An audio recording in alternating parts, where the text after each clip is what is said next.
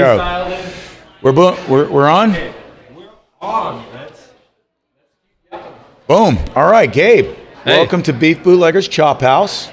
Great to be here. Thanks for having me. There we go. So, loaded question. What brings you to Meatstock? We're trying to sell beef, and we're sponsoring the event here, and we're excited about just the community, just being part of the bigger family here. So. It is a great community. How many Meatstocks have you been to? This is our first one. Yeah. Likewise. Yeah. For us as well. Nice. Cool deal. Where's Plainview? Plainview's in Wakeeney, Kansas. If you're familiar with Kansas, you just drive on cruise control, and we're off the interstate. So there we go. Yeah. I know they got good beef in Kansas. Tell us a little bit about what makes Plainview and your beef special or unique.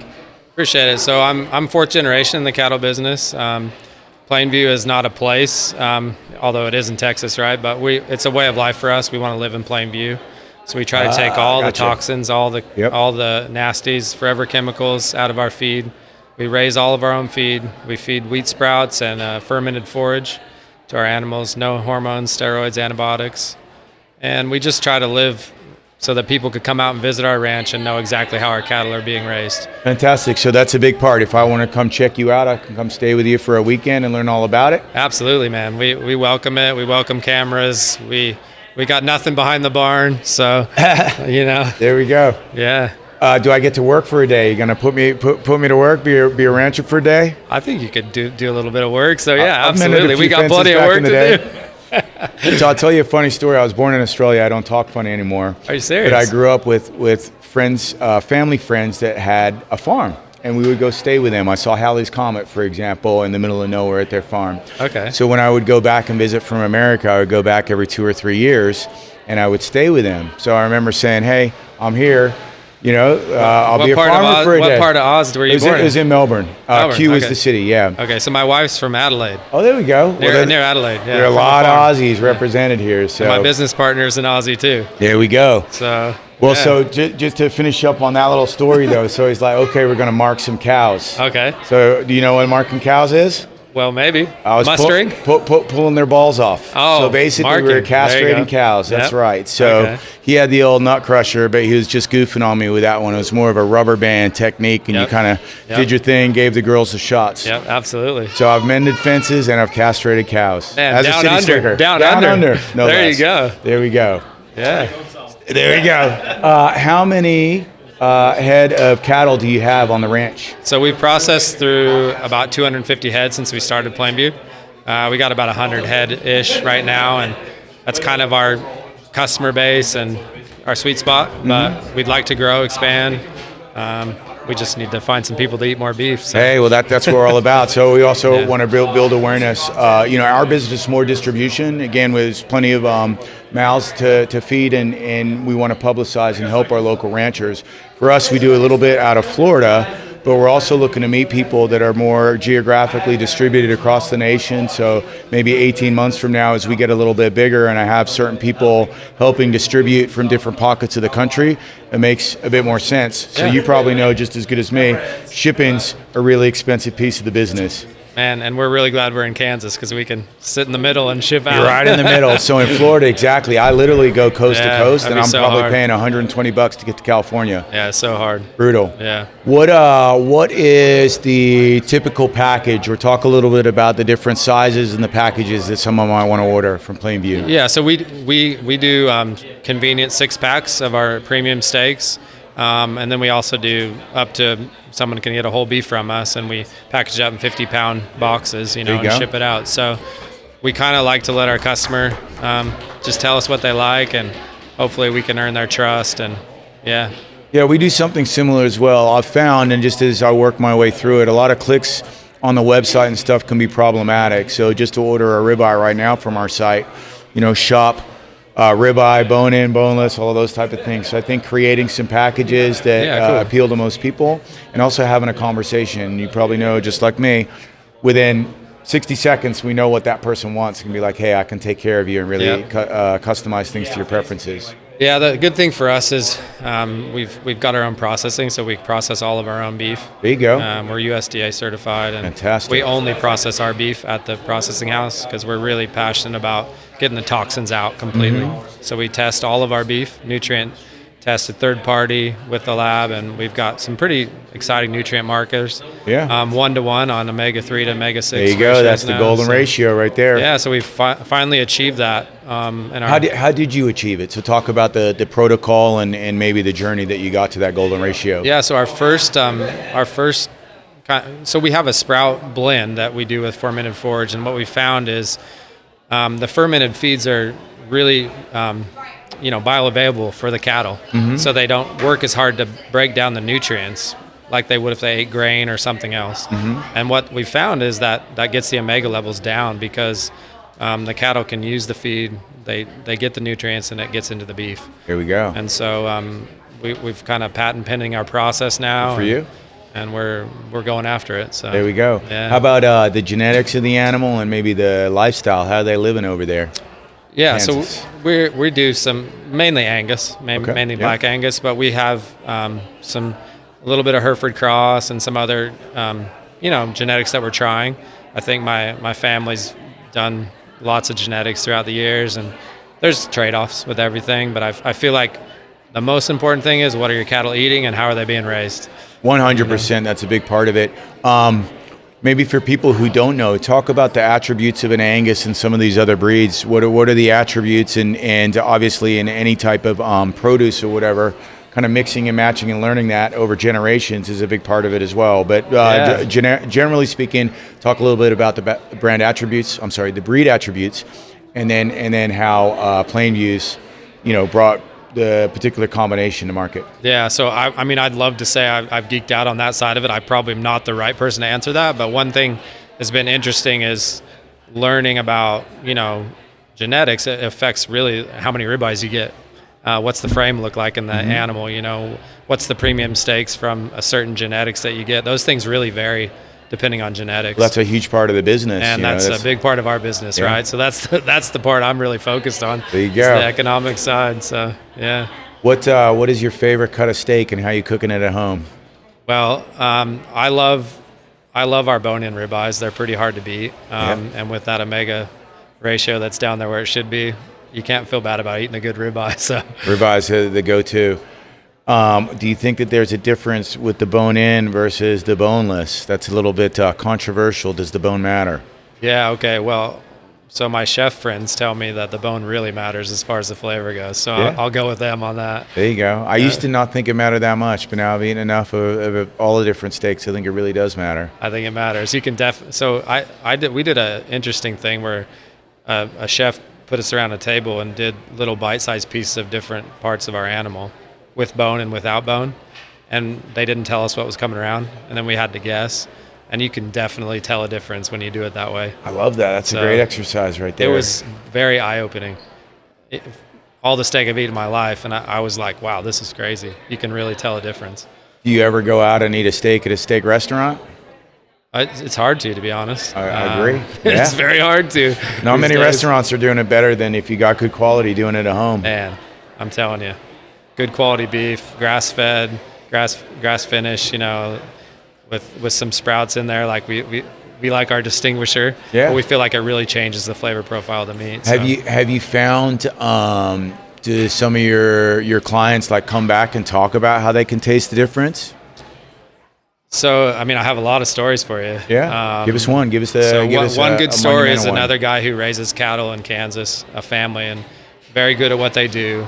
One of the brothers, there's an operation, 3 brothers, and one of them had some health problems, and his doctor, nutritionist, was telling him, you should look into Plainview Beef.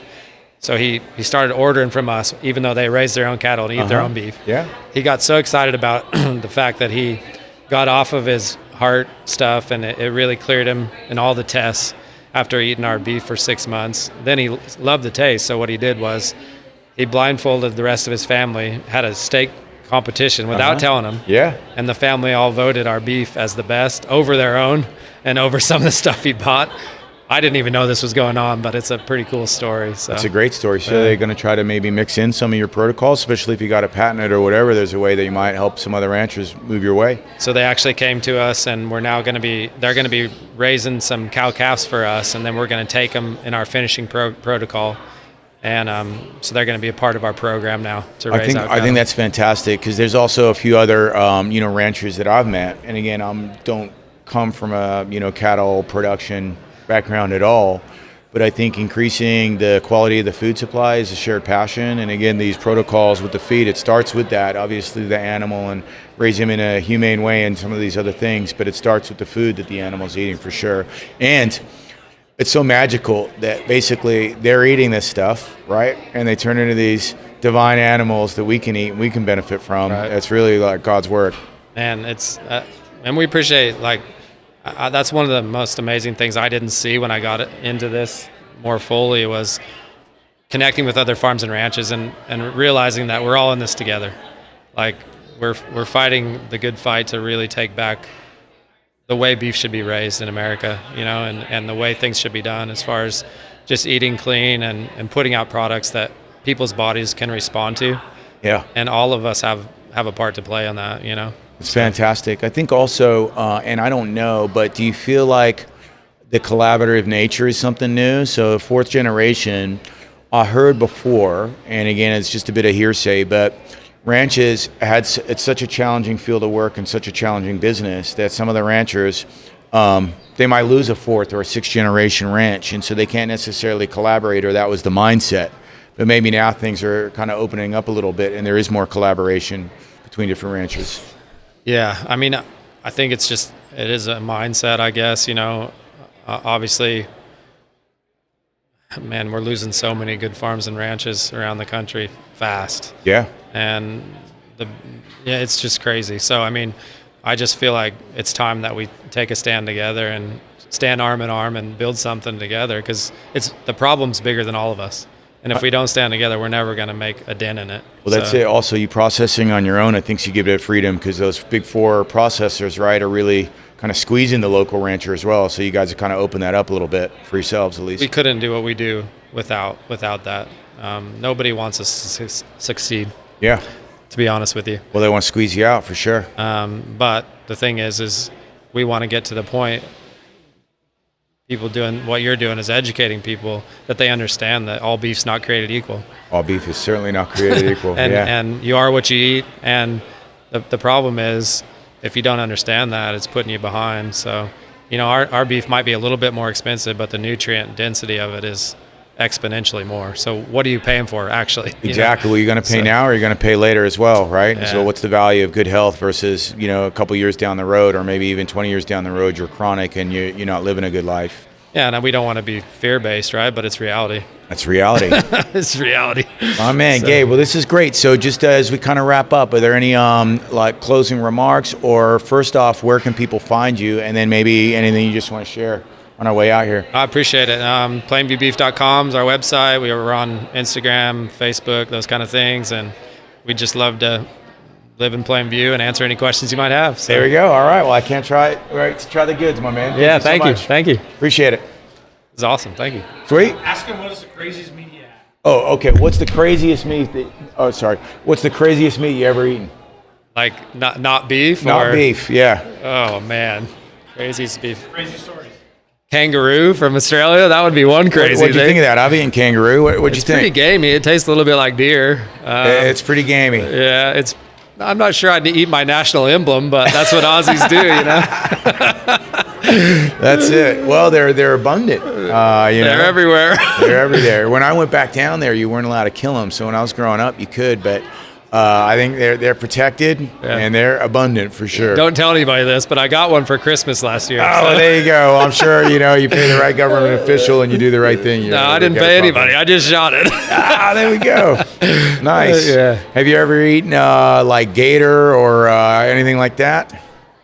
I was trying to think as you said that. I lived in the Philippines for a while, so I've eaten some things I don't even know. I was going to say, you certainly eat some stuff. Maybe they don't label it. I'm not sure. On that. Expound on. You're going to get me in trouble. What did you eat there in the Philippines? Well, they have this dish called ginagawan, which is pig intestines, and I didn't realize I was eating it, and I got like a bite deep, and I thought I was gonna pass out and throw up and everything else. So I had some guys that ran our call center. I come from a payments background, and they would eat balut. You ever heard of that down there? Oh yes. Oh man, so they would do that. They would make everyone eat it. I never got down there. That's the initiation card right there, man. You get jumped in the Philippines with a little balut.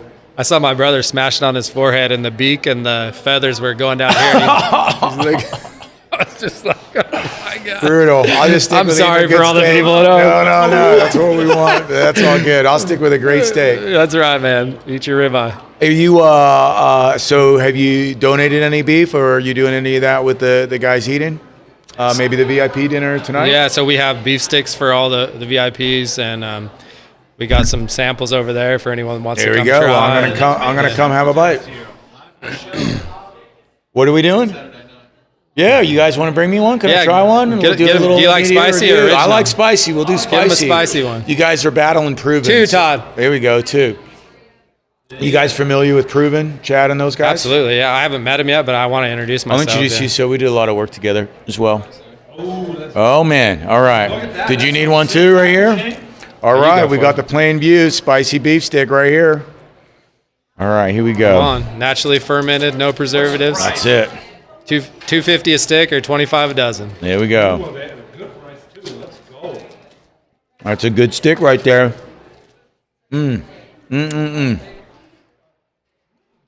That's really good seasoning. Did you make the recipe, or you find the recipe from somewhere? Well, it's our own recipe. We own that. So, and we, like I said, it's all of our own beef. So the sprout finished beef tastes different. Yeah. Gives it that unique flavor, and yeah, we're proud of it. Obviously. There we go. We work hard for it. There we go. It's fantastic. And then, do you have any deals? If I go to your website, you got like buy 3 bags, free shipping, or anything like that? So our subscribers get free shipping, and we also reduce the price by 10% on most of our boxes and stuff. That's how it goes. That was my deal. Yeah, makes sense.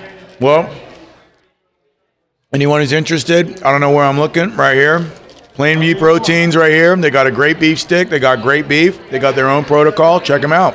Let's eat. Come on. Boom. Come on. My man, Gabe, you bet. Thank you. That was a good one.